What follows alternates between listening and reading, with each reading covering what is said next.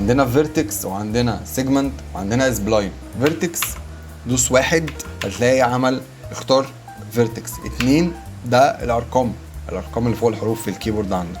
1 2 سيجمنتس 3 سبلاين كله. 1 سيجمنتس دي تعالى نسلكت نقف على اي واحد منهم هتلاقي لونها باللون الاحمر وطالع منها زي برضو نقطة خضراء هنا ونقطة خضراء هنا. تعالى انا هقول لك ايه بقى القصة دي. بكل بساطة الخط او المربع اللي عندنا ده او المستطيل اللي عندنا ده بيتكون من 4 نقط. كل نقطة فيهم ليها الدراع اللي طالع ده يعني تمسكه كده وتحركه تلاقي ان هو ايه بيغير الضلع بتاعك.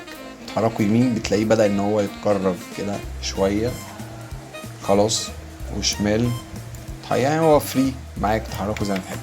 طيب في حاجة هنا مهمة، انت وانت عامل سيلكت على الفيرتكس دي لو دوست كليك يمين هتلاقي اللي هو بيزير، عندك بيزير كورنر ده اللي هو الحالة بتاعته دلوقتي بيزير. بس لو دوسنا عليها هتلاقي ان هو بيتعامل معايا على انها كيرف كورنر كده بقى كورنر زاوية 90. طبعا احنا عشان ماسكين ده بس، فلما بنتحرك الباقي لسه بيزير كورنر.